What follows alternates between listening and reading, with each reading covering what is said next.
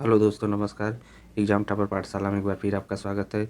दोस्तों, आज से जो है दृष्टि आईएएस का टेस्ट सीरीज करवाएंगे और इसमें फुल लेंथ टेस्ट मिलेगा 12 जून को जो एग्ज़ाम होने वाला है। तो चलिए शुरू करते हैं बिना देर किए हुए।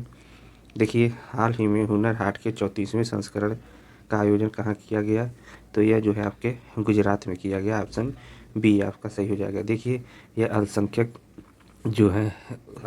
कारीगर और शिल्पकारों को रोजगार का अवसर प्रदान करने के लिए ऐसा किया जाता है और इसकी थीम है वोकल फॉर लोकल।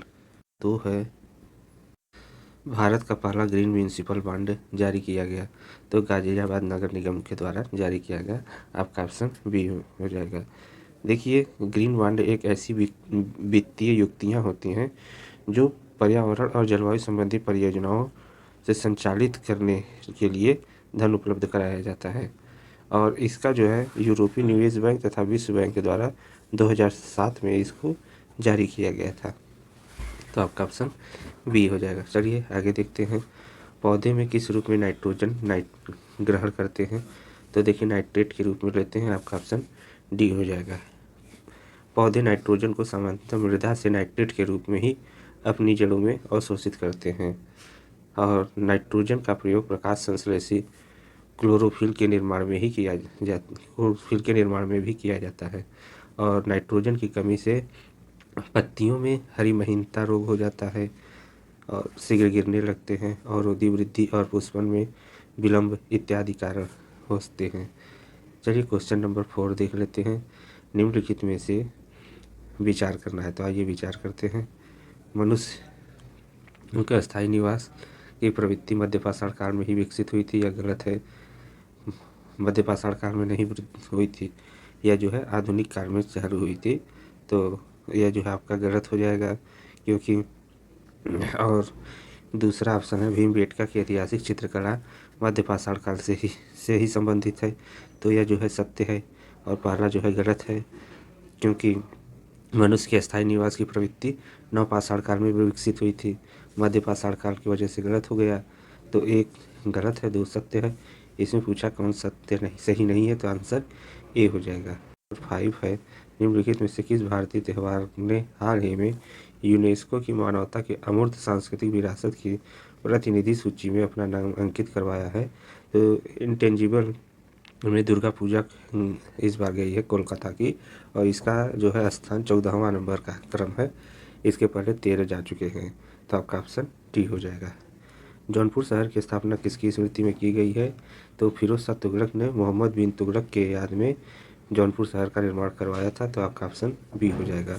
और वहाँ का शासन करने के लिए मलिक सरवर को चुना था। चलिए आगे देख लेते हैं। 7 नंबर, निम्नलिखित युग्मों में से कौन सा सही सुमेलित नहीं है? तो देखिए, कपास की धूल बिसिनोसिस रोग होता है, गन्ने के धूल से बेगासेसिस रोग होता है, सत्य है। और सिलिका से सिलिकोसिस होता है, कोयला से एंथ्रोकोसिस। मतलब ये 3 और 4 गलत हैं, उल्टा दे दिया इसलिए गलत हैं। तो इसमें पूछा कौन सुमेलित नहीं है, तो 3 और 4 हो जाएगा, ऑप्शन डी। चलिए आगे देख लेते हैं। नचिकेता और यम के मध्य प्रसिद्ध संवाद का उल्लेख किस उपनिषद में मिलता है? तो कठोपनिषद में मिलता है। यह 12 वर्षीय कठोपनिषद में मृत्यु के देवता यम और 12 वर्षीय बालक नचिकेता, जिसने मृत्यु का अर्थ और उसके अतिरिक्त की खोज में अपना घर छोड़ दिया, के बीच संवाद का उल्लेख इसी में मिलता है। चलिए आगे देखते हैं। 9 नंबर, निम्नलिखित में से किसे हाल ही में भूटान का सर्वोच्च नागरिक सम्मान दिया गया? तो नरेंद्र मोदी को दिया गया है, आपके प्रधानमंत्री को। तो यह जो है ऑर्डर ऑफ द ड्यूक ग्यापलो, यह जो सर्वोच्च नागरिक सम्मान है उसका नाम है ऑर्डर ऑफ द ड्यूक ग्यापलो से सम्मानित किया गया, जिसे नगदग पेलजी कोरलो भी कहा जाता है। चलिए आगे देखते हैं। भारत के निम्नलिखित में से किस राज्य में मुख्यमंत्री अभ्युदय योजना की शुरुआत की गई है? तो यह जो है उत्तर प्रदेश सरकार के द्वारा शुरू की गई, ऑप्शन डी आपका सही हो जाएगा। इसमें क्या है कि प्रतियोगी परीक्षाओं और सिविल सर्विसेज की तैयारी करने के लिए मुफ्त कोचिंग मुख्यमंत्री अभ्युदय योजना फरवरी 2021 में लॉन्च किया गया। चलिए आगे बढ़ते हैं। निम्नलिखित में से कितने डेसिबल तक ध्वनि मनुष्य के लिए हानिकारक नहीं है? तो देखिए, 60 डेसिबल जो है यह मनुष्य के लिए हानिकारक नहीं होती, मतलब 70 डेसिबल से कम। ऑप्शन बी हो जाएगा। 70 डेसिबल से कम आवाज़ मनुष्य के लिए हानिकारक नहीं है, परंतु 85 डेसिबल से अधिक अगर आवाज़ अगर 8 घंटे तक सुनता है तो उसकी जो है श्रवण क्षमता कमज़ोर हो जाती है, सुनने की क्षमता कमज़ोर हो जाती है अगर 85 डेसिबल सुनता है तो इससे ऊपर 8 घंटे। और WHO ने एक मानक निर्धारित किया है कि 100 डेसिबल आवाज़ से मनुष्य को सुनना ज़्यादा हानिकारक हो जाएगा। तो आपका बी ऑप्शन सही हो जाएगा। मध्यकालीन भारत में गुलाम वंश का संस्थापक किसने किया था? तो संस्थापक कौन था? तो कुतुबुद्दीन ऐबक ने 1206 में गुलाम वंश की स्थापना की थी। डी ऑप्शन सही हो जाएगा। चलिए आगे देख लेते हैं। क्वेश्चन नंबर 13 है, किसने 19-20 के लिए राज्य स्वास्थ्य सूचकांक जारी किया? तो ये नीति आयोग के द्वारा राज्य स्वास्थ्य सूचकांक का 4था संस्करण जारी किया गया। इसमें जो है ओवरऑल में बड़े राज्यों में केरल और पहले स्थान पर है और दूसरे स्थान पर तमिलनाडु है, जबकि छोटे में मिजोरम है और त्रिपुरा है दूसरे स्थान पर। केंद्र शासित प्रदेश में दादर एवं नगर हवेली और दमन दीव है। तो आपका ऑप्शन बी हो जाएगा। चलिए आगे देख लेते हैं। 14 नंबर, उत्तर प्रदेश की न्यूनतम अनुसूचित जनजाति जनसंख्या वाला जिला कौन सा है?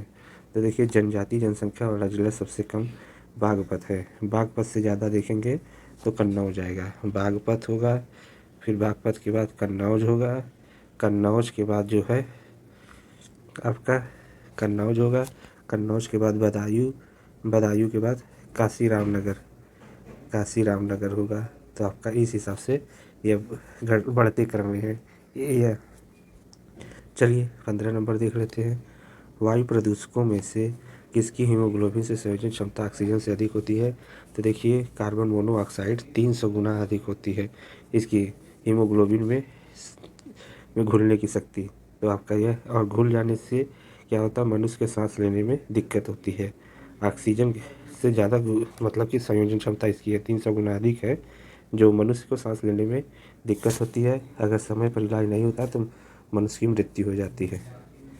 चलिए 16 नंबर देख लेते हैं। भारत में निम्नलिखित में से किस स्थान पर मानव का कपाल के प्राचीनतम अवशेष मिले हैं? ऑप्शन ए हो जाएगा। ऑप्शन ए हो जाएगा कि नर्मदा घाटी में प्राचीनतम अवशेष मिले हैं। तो प्राचीनतम अवशेष कहाँ मिले हैं? नर्मदा घाटी में।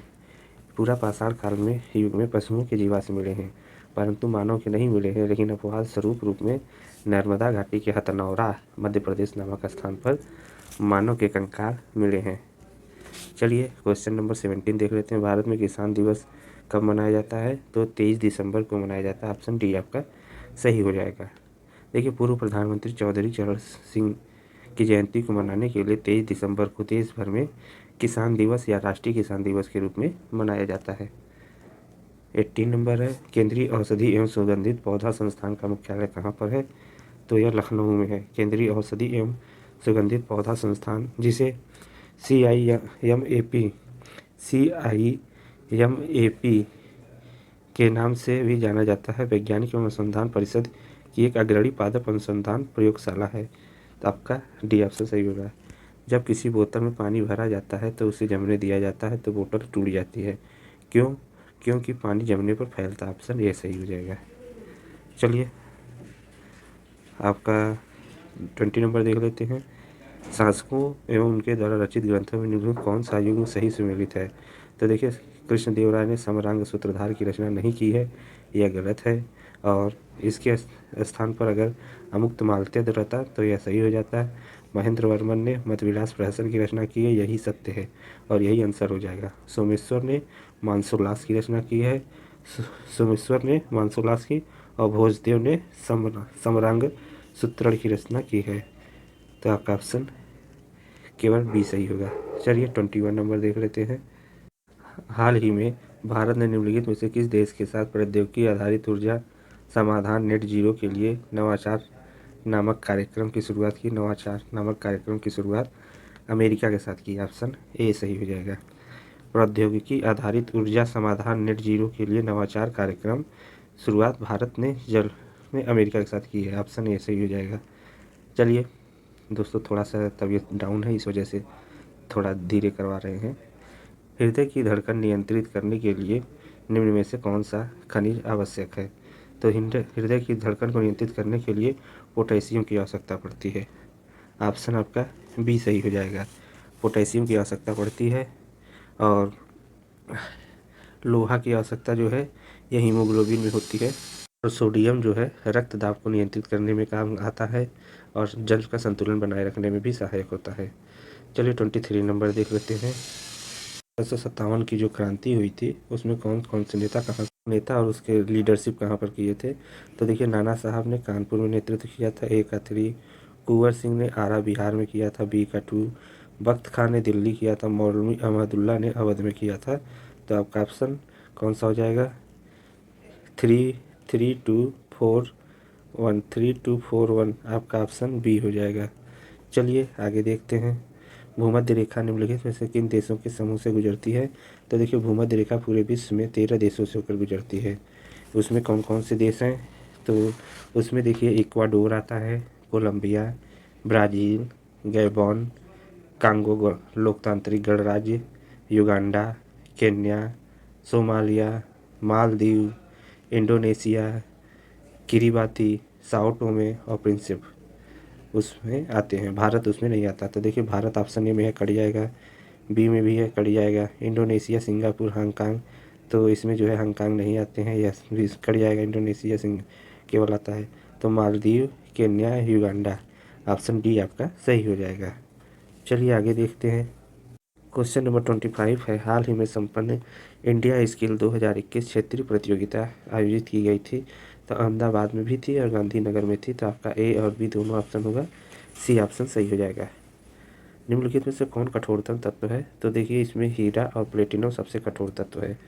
तो आपका ऑप्शन सी हो जाएगा। देखिए, हीरा सबसे कठोर है, उसके बाद टंगस्टन का आता स्थान, फिर टाइटेनियम, फिर रेडियम, फिर पैलेडियम, फिर प्लेटिनम आता है। निम्नलिखित में से किस रचना में चंद्रगुप्त मौर्य को ब्रिसल और कुलहीन कहा गया है? तो यह मुद्रा राक्षस में कहा गया। और मुद्रा राक्षस किसने लिखी है? विशाख दत्त ने लिखी है। और अर्थशास्त्र को कौटिल्य ने लिखी है। और यह इसमें जो है मौर्य काल से संबंधित राज्य व्यवस्था, कृषि, न्याय और राजनीति के बारे में बताया गया है। जबकि मुद्रा राक्षस में चंद्रगुप्त मौर्य को जो है कुलहीन और ब्रिसल कहा गया है। 28 नंबर देखेंगे। प्राचीन गोंडवाना लैंड नामक बृहद स्तर भाग निम्नलिखित में कौन से भूभाग में शामिल था? तो देखिए, जो गोंडवाना लैंड है बहुत प्राचीन काल में है। सबसे पहले एक पैंजिया नामक रहता था, महाद्वीप होता था। और इसके आसपास जो जल होते थे उसे पैंथारासा कहा जाता था। फिर जो है कॉन्टिनेंटल ड्रिफ्ट प्रोसेस में क्या होता है कि पैंजिया दो भागों में विभाजित हो जाता है। ऊपर वाले भाग को अंगारा लैंड और नीचे वाले भाग को अंगारा लैंड, और जो है नीचे वाले भाग को क्या कहा गया? गोंडवाना लैंड। तो गोंडवाना लैंड कहा गया। और गोंडवाना लैंड में जो है कौन कौन से देश आते हैं? तो देखिए, गोंडवाना लैंड में आपका दक्षिण अमेरिका आता है, अफ्रीका महाद्वीप आता है, और मेडागास्कर, भारत, ऑस्ट्रेलिया आता है। सभी जो है भारत में उसमें आते हैं। प्रायद्वीपीय Bharat, Madagascar, Australia, D option आपका सही हो जाएगा। आवाहन योजना का संबंध किससे है? तो आवाहन योजना का संबंध गरीब से गरीब तबके को मुफ्त भोजन देना। 2 है, जबलपुर जिले में ज़रूरतमंदों को कंबल उपलब्ध कराने का पहल, यह भी गलत है। अनुसूचित जाति के लिए मध्य प्रदेश सरकार द्वारा एक स्वास्थ्य योजना, यह भी गलत है। तो उपरोक्त में से कोई नहीं। देखिए, आवाहन योजना जो है इंदौर जिले में एक ऐसा चिकित्सकीय उपचार है, नागरिकों के लिए वित्तीय सहायता दिया जाएगा, जिसमें मरीज को प्रति माह 1 लाख रुपए तक मुफ्त जो है प्राइवेट अस्पतालों में जांच की जाएगी, मुफ्त में प्राइवेट अस्पतालों में। और उस व्यक्ति को शामिल किया जाएगा जो सरकारी कल्याण योजना के अंतर्गत नहीं आते हैं।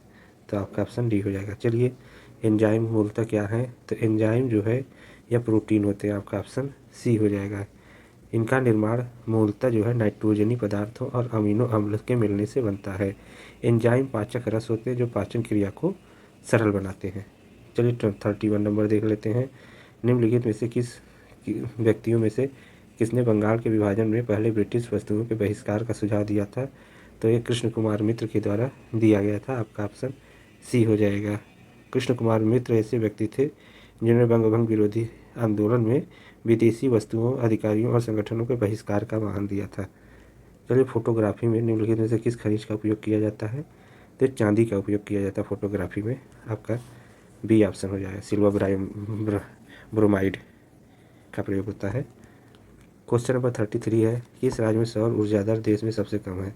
तो देखिए, सबसे सस्ता सौर ऊर्जा कहाँ पर है? यह मध्य प्रदेश में है। यहाँ पर 2 रुपये 14 पैसे प्रति यूनिट सौर ऊर्जा दिया जाता है। आपका ऑप्शन सी हो जाएगा। चलिए, 34 नंबर देख लेते हैं। निम्नलिखित में से कौन सही सुमेलित नहीं है?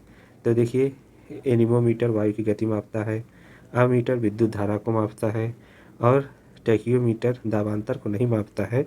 यह गलत हो जाएगा। टैकियोमीटर जो होता है सर्वेक्षण के साथ दूरी, उन्नयन आदि मापने वाला यंत्र है और पायरोमीटर उच्च ताप को मापता है। तो आपका सी ऑप्शन सुमेलित नहीं था। चलिए, 35 नंबर देख। 35 नंबर में वैदिक नदियां हैं, उनके आधुनिक नाम है। कुभा का आधुनिक नाम काबुल है। परसरबी का रावी नाम है।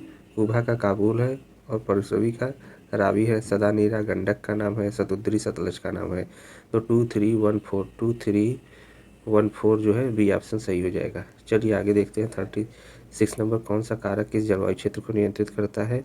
तो देखिए, इसमें जो है आपके वनस्पति के प्रकार जो है वे भी जलवायु के निर्धारण में सहायक होते हैं। समुद्र से निकटता के कारण भी जलवायु पर असर पड़ता है, अक्षांश और ऊंचाई पर, लेकिन औसत वर्षा का नहीं पड़ता है। तो यह बी ऑप्शन नहीं, बी सी ऑप्शन हो जाएगा। और 1 3 4 5। चलिए, 37 नंबर देख लेते हैं। हिंद महासागर की नौसैनिक संगोष्ठी में कथनों पर विचार करना है। तो आइए विचार करते हैं।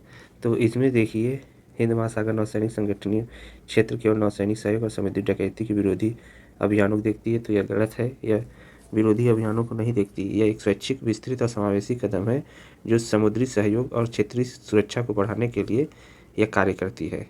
तो यह गलत हो जाएगा। IONS में फ्रांस, ओमान, मालदीव और म्यांमार है। तो बी 2 नंबर स्टेटमेंट सही है।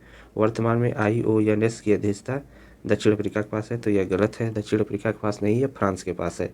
तो 1 और 3 गलत हो जाएगा, 2 सही है। तो इसमें पूछा कौन सही नहीं है, तो आपका ऑप्शन सी हो जाएगा। चलिए, 38 नंबर देख लेते हैं। भाप अंगार गैस का निर्माण कैसे होता है? तो कार्बन मोनोऑक्साइड और हाइड्रोजन से होता है। आपका ऑप्शन सी ऑप्शन हो जाएगा। कार्बन मोनोऑक्साइड और हाइड्रोजन से यह बनता है भाप अंगार गैस या वाटर गैस कहते हैं। चलिए, 39 नंबर देख लेते हैं। हड़प्पा सभ्यता की बस्तियां और जिस नदी के किनारे मिली हैं। हड़प्पा रावी के तट पर है। कालीबंगा जो है किस पे है? लोथल जो है आपका भोगवा नदी पर है। कोटदीजी जो है संधू पर है और कालीबंगा जो है आपका घग्गर पर है। तो 3214 आपका ए ऑप्शन सही हो जाएगा। चलिए, 39 का जो है ए हो गया। 40 नंबर देख लेते हैं। ऋतु प्रवास पद का अर्थ है। तो ऋतु प्रवास का जो अर्थ है यह पक्षियों के मौसमी प्रवास से लगाया जाता है। आपका ऑप्शन सी हो जाएगा। यह ऋतु प्रवास जो है गलत है। ऋतु प्रवास लोगों के साथ पशुधन का मौसमी आवागमन होता है। तो यह बी ऑप्शन आपका सही हो जाएगा। देखिए, ऋतु प्रवास निश्चित ग्रीष्मकालीन और शीतकालीन चरागाहों में पशुधन के साथ लोगों को मौसमी प्रवास को दर्शाता है। पर्वतीय क्षेत्रों में जब मतलब कि गर्मी के क्षेत्रों में यह जो है ऊपर चले जाते हैं और जब ठंडी पड़ती है तो नीचे चले जाते हैं। तो उसको जो है दिखाने के लिए इसको ऋतु प्रवास कहते हैं। आपका ऑप्शन बी सही हो जाएगा। तो ठीक है दोस्तों, और आगे देख लेते हैं। एक क्वेश्चन है, तो 41 तक देख लेते हैं। स्वदेशी परियोजना के संदर्भ में निम्नलिखित कथनों पर विचार कीजिए। तो देखिए, इस परियोजना का उद्देश्य जो है अल्जाइमर रोग और अन्य तांत्रिक विकार संबंधी विकारों का अध्ययन करना है। स्वदेश परियोजना योजना का यह है तो लक्ष्य, तो यह सही है। इन परियोजना के तहत भारतीय आबादी का एक बृहद न्यूरो इमर्जिंग डेटाबेस तैयार किया जाएगा, यह भी सत्य है। तो 1 और 2 दोनों सत्य हैं। आपका ऑप्शन सी हो जाएगा। तो ठीक है दोस्तों, ये रहे 41 क्वेश्चन। इसके बाद जो है हम आपको आगे लेकर के आएंगे वीडियो, क्योंकि शोरगुल ज़्यादा हो जा रहा है। जो पड़ोसी है ना, वहाँ पर जो है कि मार्बल बैठ रहा है, इस वजह से जो है शोरगुल ज़्यादा हो जा रहा है। इसलिए छोटे छोटे वीडियो भी लेकर के आएंगे और आप लोगों को देखने में आसानी भी हो। तो ठीक है दोस्तों, हम उम्मीद करते हैं वीडियो आपको पसंद आया होगा। तो लाइक शेयर सब्सक्राइब करना ना भूलिएगा। और हाँ, PDF के लिए आप टेलीग्राम पर जुड़ सकते हैं और ये फुल लेंथ टेस्ट है। चलिए, थैंक्स फॉर वॉचिंग।